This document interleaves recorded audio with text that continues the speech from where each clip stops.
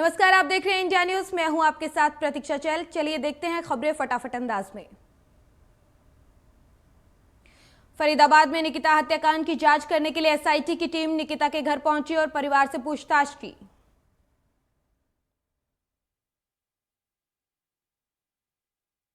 SIT की team ने परिजनों को जांच का भरोसा दिया। आपको बता दें कि अग्रवाल कॉलेज के बाहर निकिता की तौसीफ नाम के एक युवक ने अपने साथी के साथ मिलकर हत्या कर दी थी, जिसमें पुलिस कमिश्नर ओपी सिंह ने मामला क्राइम ब्रांच को ट्रांसफर कर एसआईटी का गठन किया था।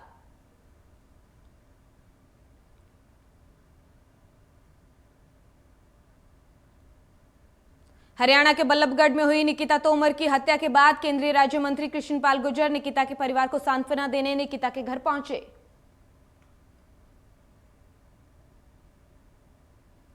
वहीं कृष्णपाल गुर्जर ने पीड़ित परिवार को सांत्वना देते हुए दोषियों को सख्त से सख्त सजा दिलवाने की बात कही। गुर्जर ने कहा कि परिवार की सभी मांगों पर विचार किया जाएगा।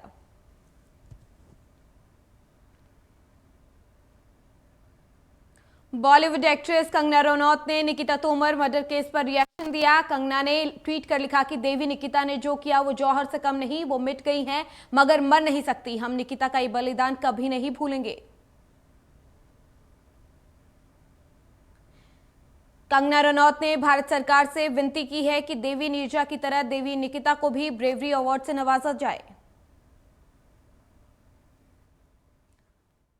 कंगना रनौत ने इसके अलावा एक और ट्वीट किया और कहा कि निकिता की बहादुरी की तुलना रानी लक्ष्मीबाई और पद्मावती से की।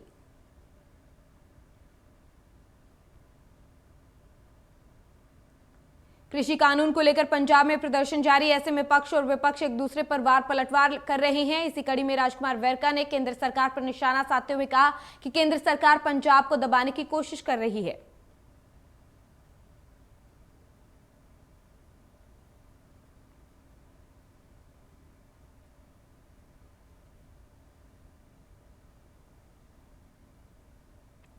फिरोजपुर में पूर्व मंत्री जन्मेजय सिंह सेखों की अगुवाई में अकाली दल के कार्यकर्ताओं की बैठक हुई, जिसमें सेखों ने कहा कि किसानों ने जब रेलवे ट्रैक खाली कर दिया तो केंद्र सरकार ने मालगाड़ियों को क्यों बंद किया है। साथ ही उन्होंने कहा कि केंद्र सरकार किसानों के साथ भेदभाव कर रही है।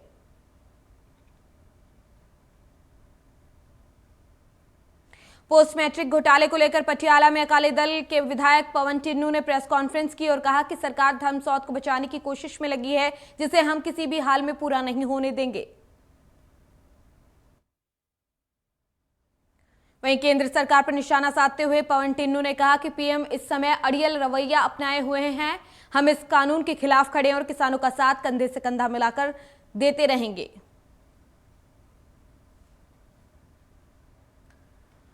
नाभा के अनाज मंडियों में लिफ्टिंग न होने की वजह से लाखों बोरियों मंडियों में बेकार पड़ी हैं, जिसकी वजह से किसानों को मंडी में अपनी फसल उतारने के लिए बेवजह परेशान होना पड़ता है।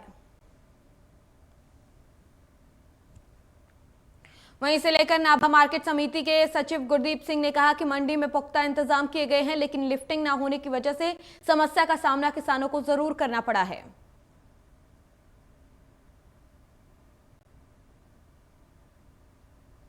फतेहगढ़ साहिब के जल्ला और तरखान माजरा में श्री गुरु ग्रंथ साहिब के पावन स्वरूप के साथ बेअदबी के मामले में शहजवीर नामक शख्स को अदालत में पेश किया गया।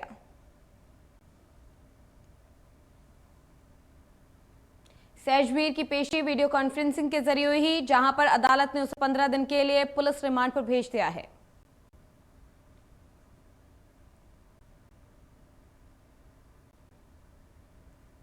कृषि कानूनों के विरोध में किसानों की तरफ से पंजाब में लगातार संघर्ष जारी है। इसी कड़ी में दिल्ली में किसान सदस्यों की एक मीटिंग हुई।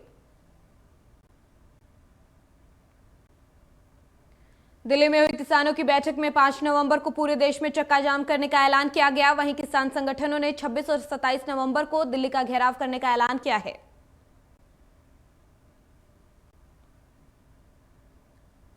9 अक्टूबर को बुढलाडा के रेलवे स्टेशन पर किसान जथेबंदियों की ओर से लगाए गए जाम में 80 वर्षीय महिला तेज कौर की मौत हो गई थी। वहीं तेज कौर के परिजनों ने सरकार से मुआवजा और सरकारी नौकरी की गुहार लगाई है।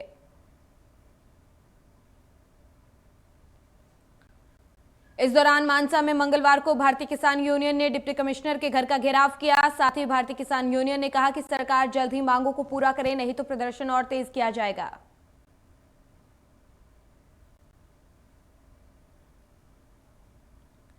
संगरूर में किसान संगठनों ने मृतक किसान के मुआवजे को लेकर डिप्टी कमिश्नर दफ्तर का घेराव किया। घेराव से परेशान दफ्तर के कर्मचारियों और पास के दुकानदारों ने इस समस्या के समाधान के लिए डिप्टी कमिश्नर को ज्ञापन सौंपा।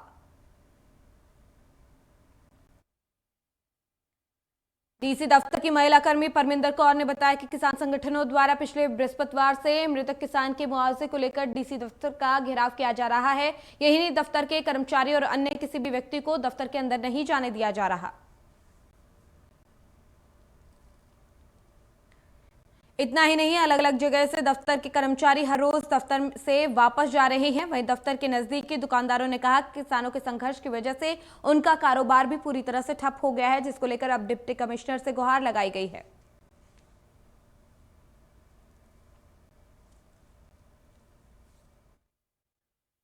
नाभा में आम आदमी पार्टी की तरफ से 64 करोड़ स्कॉलरशिप घोटाले को लेकर पंजाब के कैबिनेट मंत्री साधु सिंह धर्मसौत के खिलाफ धरना दिया गया।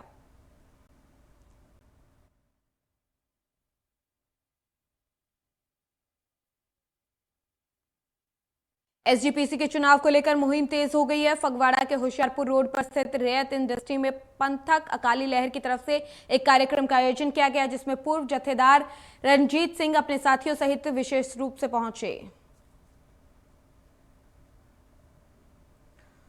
मौके पर मौजूद संगतों को संबोधित करते हुए कहा कि एसजीपीसी और अकाल तख्त पर कब्जा जमाकर सिख संगत के साथ बड़ा धोखा किया गया है और पावन स्वरूपों को जगह जगह भेजकर श्री गुरु ग्रंथ साहिब का अपमान करवाया गया है और समूची सिख संगत इसका पुरजोर विरोध करती है। साथ ही उन्होंने कहा कि इसका विरोध करने के लिए वो 7 नवंबर को अमृतसर में भारी संख्या में संगत इकट्ठी होगी और अकाल तख्त में जाकर एसजीपीसी और बादलों से जवाब तलब किया जाएगा।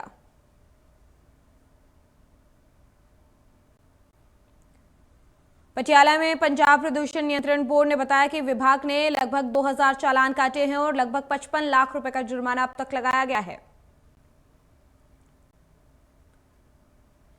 पराली जलाने को लेकर इससे साफ हो गया है कि पिछले साल की तुलना में इस साल पराली जलाने के ज्यादा मामले सामने आए हैं।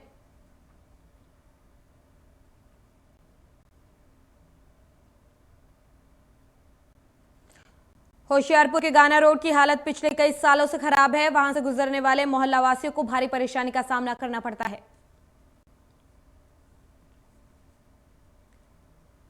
सभी मोहल्ला निवासियों ने पिछले काफी समय से जिला प्रशासन, कॉर्पोरेशन, यहां तक कि उच्च अधिकारियों तक को लिखित तौर पर इसकी शिकायत दी, निवेदन किया कि इसको ठीक किया जाए, लेकिन इसका के बावजूद भी कोई असर नहीं देखने को मिला।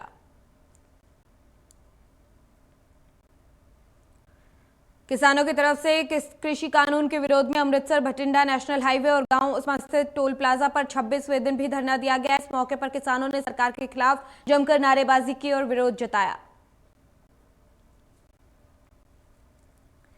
किसानों का कहना है कि केंद्र की तरफ से मालगाड़ियां बंद करने और पंजाब का अनुदान रोकने को नादरशाही बताते हुए कहा कि मोदी सरकार नादरशाही दिखाकर देश की अर्थव्यवस्था को ढहाने की कोशिश कर रही है।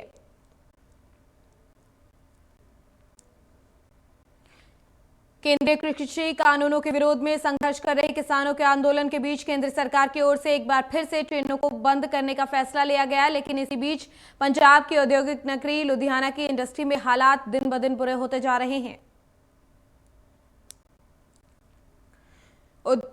उद्योगपतियों का कहना है कि पहले कोरोना के चलते मंदी का दौर आया और अब ट्रेनों की आवाजाही बंद होने के कारण हालात और ज्यादा खराब हो चुके हैं। हालात ऐसे हैं कि कच्चा माल महंगा पड़ रहा है और नतीजन जो माल बनकर तैयार होता है वो भी महंगा हो गया है। उन्होंने कहा कि अकेली लुधियाना की इंडस्ट्री करीब 5 लाख लोगों को रोजगार देती है। यदि ऐसे में हालात ऐसे ही रहे तो लोग बेरोजगार हो जाएंगे।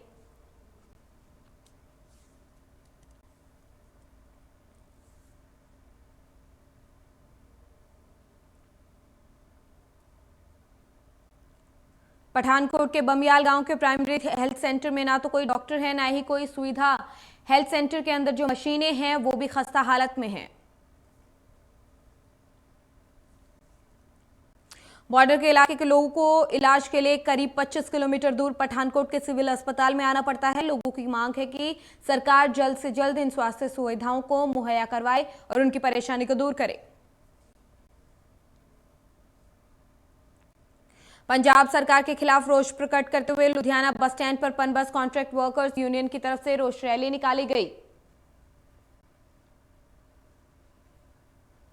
वहीं प्रदर्शनकारियों की मांग है कि जब रोडवेज और पनबस को कॉरपोरेशन को मर्ज ना किया जाए और पनबस कर्मचारियों को रोडवेज में पक्का किया जाए।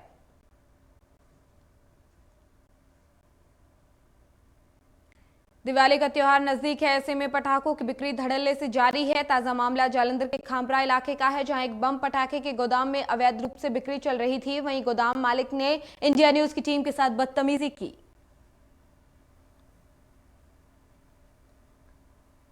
आपको बता दें कि प्रशासन ने 20 लोगों को पटाखा बिक्री के लिए लाइसेंस जारी किए थे और कहा गया था कि बर्टन पार्क में ही पटाखा बिक्री की जाएगी और रिहायशी इलाकों में ना तो पटाखों का गोदाम होगा और ना ही वहां पर पटाखे रखे जाएंगे।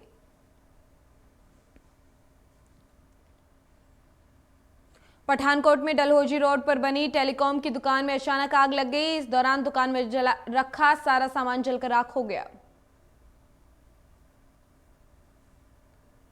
वहीं दुकान में आग लगने से करीब 30 से 35 लाख रुपए का नुकसान हुआ। हालांकि दमकल के कर्मियों ने आग पर काबू पाया।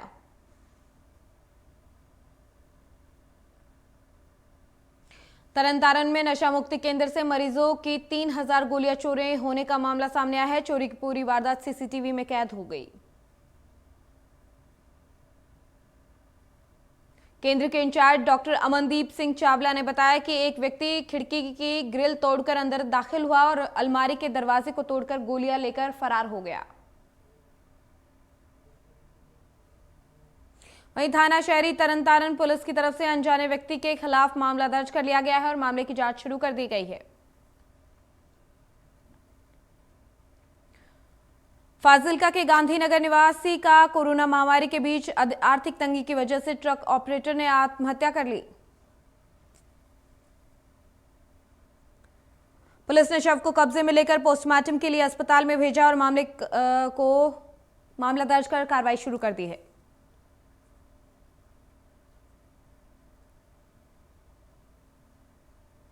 जालंधर में भक्तों ने हर साल की तरह इस बार भी मेला विद्रोही बाबों का आयोजन किया जाएगा, जो एक दिन के लिए मनाया जाएगा। जालंधर में देशभक्त यादगार हॉल समिति के ओहदेदारों ने बताया कि इस बार मेला विद्रोही बाबों 1 नवंबर को मनाया जाएगा। तरनतारन के गांव रानीवलाह के जवान नायब सूबेदार कर्नल सिंह कारगिल के जंग में शहीद हो गए थे। उनकी शहादत पर पंजाब सरकार ने गांव के सरकारी स्कूल का नाम उनके नाम पर रखने का ऐलान किया था, लेकिन सरकार का वो ऐलान लंबे इंतजार के बाद अब जाकर पूरा हुआ है।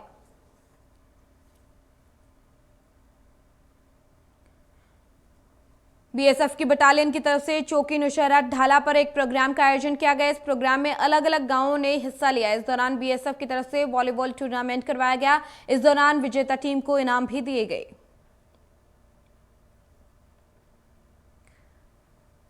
साथ ही बीएसएफ की तरफ से गांव को सैनिटाइज मशीन भी भेंट की गई और साथ ही खेलों का सामान भी दिया गया। यही नहीं, बीएसएफ के तरफ से सरकारी स्कूलों के लिए पानी की टंकी और बच्चों के लिए हाथ सैनिटाइज करवाने वाली मशीनें दी गई।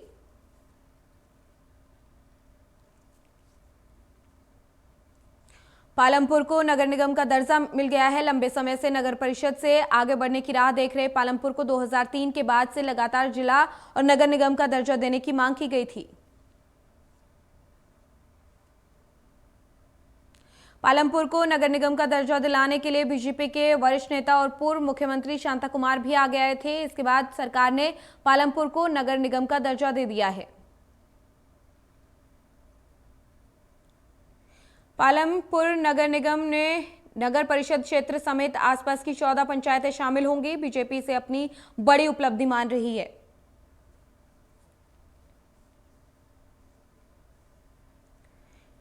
हिमाचल प्रदेश डाक परिमंडल द्वारा प्रथम राज्य स्तरीय वर्चुअल टिकट संग्रह फर्टिलिटी प्रदर्शनी का आयोजन किया जाएगा। ये भारतीय डाक विभाग द्वारा आयोजित की जाने वाली प्रथम वर्चुअल टिकट संग्रह प्रदर्शनी होगी, जो कि 2 नवंबर से 7 नवंबर तक आयोजित की जाएगी। इस प्रदर्शनी में हिमाचल और पंजाब राज्य कैपिटलिस्ट अपना पंजीकरण 30 अक्टूबर 2020 तक वेबसाइट पर करवा सकते हैं।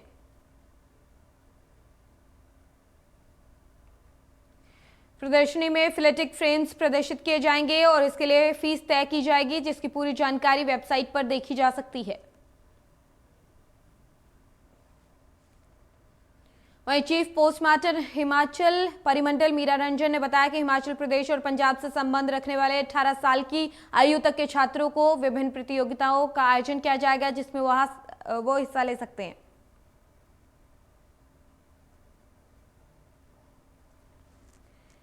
सांसद से जुड़ी किसी भी समस्या का समाधान एक स्थान पर हो, इसके लिए शिमला संसदीय क्षेत्र में सांसद और बीजेपी के प्रदेश अध्यक्ष सुरेश कश्यप ने जिला मुख्यालय नाहन में सांसद सेवा केंद्र का शुभारंभ किया।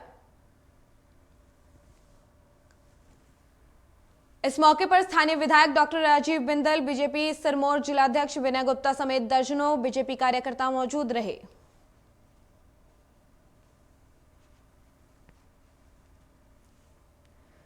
सिरमौर में अंतर्राष्ट्रीय श्री रेणुका जी मेला इस साल 24 नवंबर से 30 नवंबर तक आयोजित किया जाएगा, लेकिन इस बार मेले में कोरोना के चलते कई प्रतिबंध लगाए गए हैं।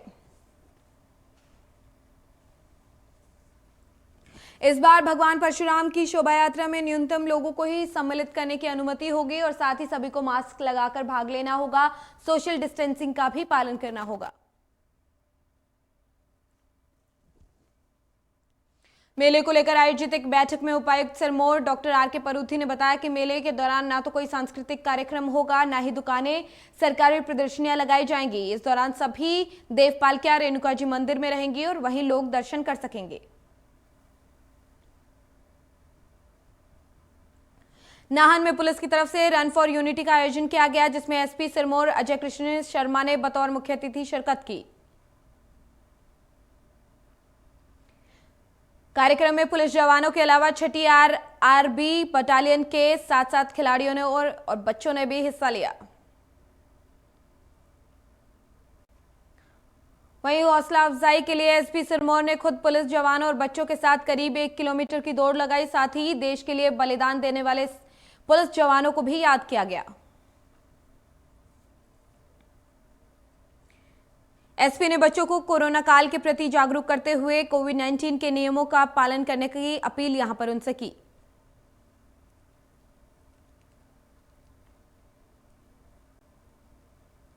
अंतर्राष्ट्रीय कुल्लू दशहरा इस बार जहां कोरोना के चलते देव परंपराओं तक सीमित रह गया, वहीं दूसरी ओर स्वास्थ्य और परिवार कल्याण विभाग कुल्लू की तरफ से कोरोना के प्रति लोगों को जागरूक किया गया और इसलिए सुरक्षा की युक्ति और कोरोना से मुक्ति अभियान के तहत जिले में विभिन्न गतिविधियों का आयोजन किया गया।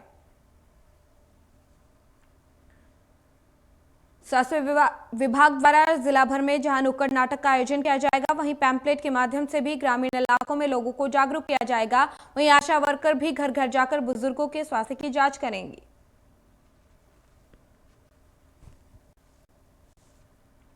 हिमाचल में पहाड़ों पर बर्फबारी से ठंड में इजाफा हो गया है। प्रदेश में अधिकतर स्थानों पर धूप खिलने के बावजूद भी पहाड़ों में बर्फबारी दर्ज की गई। बर्फबारी से मैदानी क्षेत्रों में ठंड बढ़ गई है। रोहतांग दर्रे पर 3 और बारालाचा में 5 इंच बर्फबारी हुई। केलंग के जास्कर घाटी में जोड़ने वाले शिंकुला दर्रे पर भी 5 इंच से ज्यादा बर्फबारी देखने को मिली।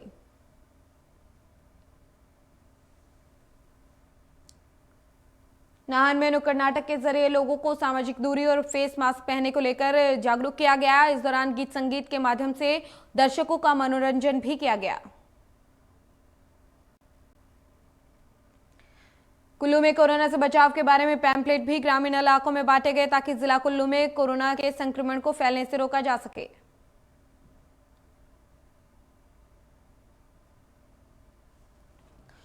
बीते एक हफ्ते से चल रहा करुणा मूलक संघ का क्रमिक अनशन अब आमरण अनशन में बदल गया है। आश्रित शिमला में अपनी मांगों को लेकर क्रमिक अनशन पर बैठे थे। सरकार ने 7 दिनों तक इन लोगों की सूद नहीं ली, जिसके बाद संघ ने अब आमरण अनशन का रास्ता अपनाया है।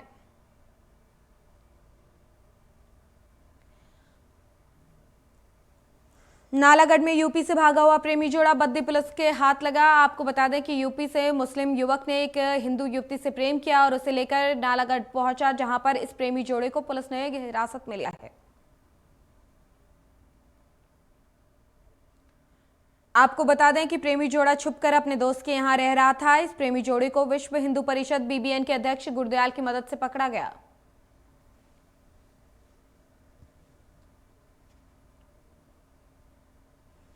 अंतर्राष्ट्रीय दशहरा उत्सव में 7 दिनों तक भगवान रघुनाथ अपने अस्थायी शिविर में विराजमान होंगे और दशहरा में भगवान रघुनाथ रोज नए वस्त्र में नजर आएंगे।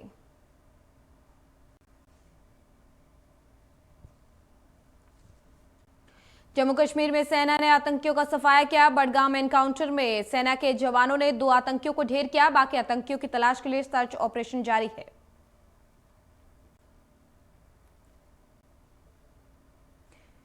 दुनिया में कोरोना के आंकड़े हुए 4 करोड़ 42 लाख के पार। अब तक 11,64,000 से ज्यादा मरीजों ने गंवाई जान। पूरी दुनिया में अब 1 करोड़ के पार कोरोना के एक्टिव केस।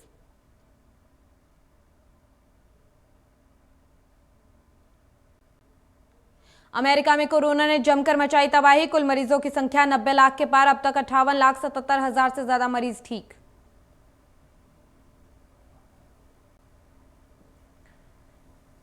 कोरोना के मामले में पूरी दुनिया में तीसरे नंबर पर ब्राजील। अब तक 57,000 से ज्यादा मरीजों ने कोरोना के चलते गंवाई जान। कुल मरीजों की संख्या हुई 54,40,000 के पार। रूस में कोरोना के मरीजों की लगातार बढ़ रही संख्या। कल मरीजों की संख्या हुई 15,47,000 के पार। अब भी 3,62,000 से ज्यादा एक्टिव केस, 26,000 से ज्यादा मरीजों की मौत। देश में धीरे धीरे कोरोना पर लगने लगी है लगाम। एक दिन में सामने आए 43,034 नए केस, 517 नए मरीजों ने तोड़ा दम। कुल मरीजों की संख्या 79,90,000 के पार। Active case 1,10,000। महाराष्ट्र में कोरोना से एक दिन में सामने आए महाराष्ट्र में कोरोना से एक दिन में सामने आए 4,249 नए मामले। कुल कोरोना संक्रमितों की संख्या 16,54,000 के पार। 14,78,000 से ज्यादा मरीजों ने कोरोना को दी मात।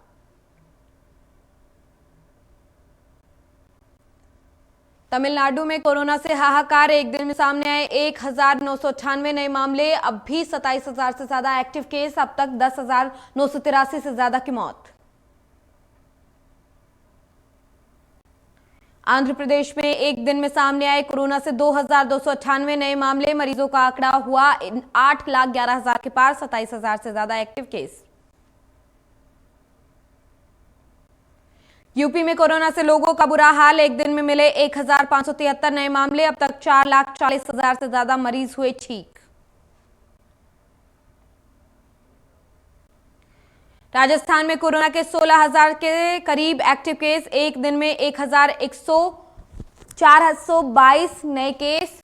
मरीजों का आंकड़ा 1,79,000 के पार।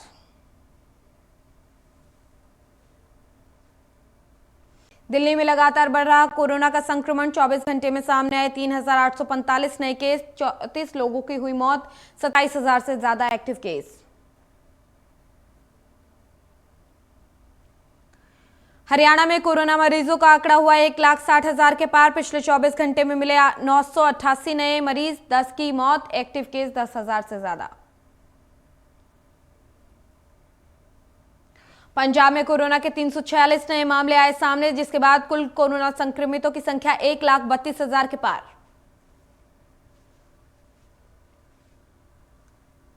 पंजाब में कोरोना से 4,079 एक्टिव केस और 1,23,000 से ज्यादा मरीज रिकवर। वहीं 4,138 मरीजों की मौत।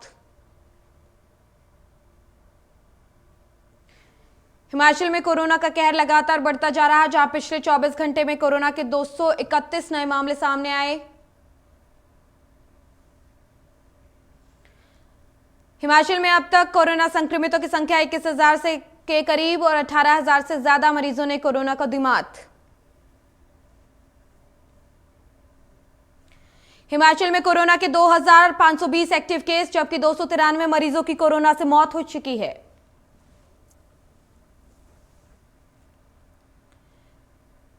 अभिनेता आयुष्मान खुराना अभिषेक कपूर की फिल्म चंडीगढ़ करे आशिकी में नजर आने वाले हैं। वानी कपूर और आयुष्मान पहली बार किसी फिल्म में पर्दे पर साथ नजर आएंगे।